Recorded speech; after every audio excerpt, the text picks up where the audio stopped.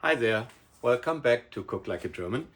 So a friend asked me, I want to make sourdough bread and how do I make a sourdough starter? Actually, I have this frozen starter I got from a friend, she said. And I actually made my own frozen sourdough starter out of sourdough starter what I made before. This is around 10 ounces. And it's dehydrated and then frozen.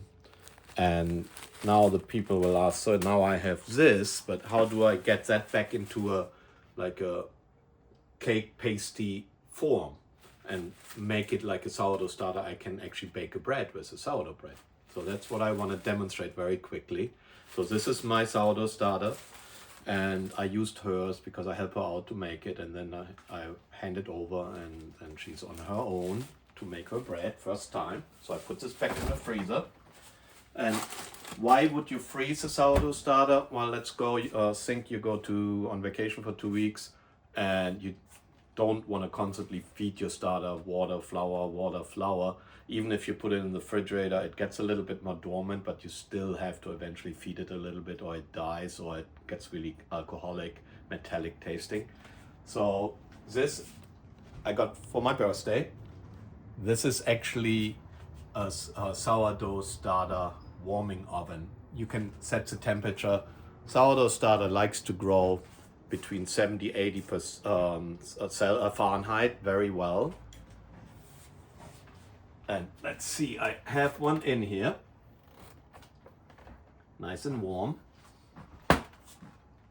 This glass is made from the same company, Broad and Taylor. It's great because you have the markers, so you know how much or double, triple, whatever liquid and flour you need. If you look into here, this is what you want when you hydrate your sourdough starter again.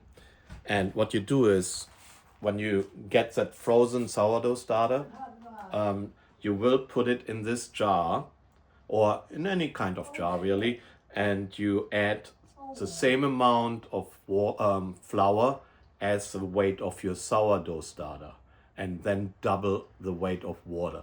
So like 1, 1, 2. And then mark it where the level is, close it loose, do not really make it airtight. Whatever you do, you can use a cheesecloth and put it either way in a warm kitchen or for unified temperature in a nice little guy like this. And now we wait 12 to 24 hours. We want to see that it is still alive. It should bubble up. It should double in height. What you do next is you do one part. So let's say this is 10 ounces. You take 10 ounces of the starter, 10 ounces of flour, and 10 ounces of water, and mix it all nicely together, and another 12 to 24 hours.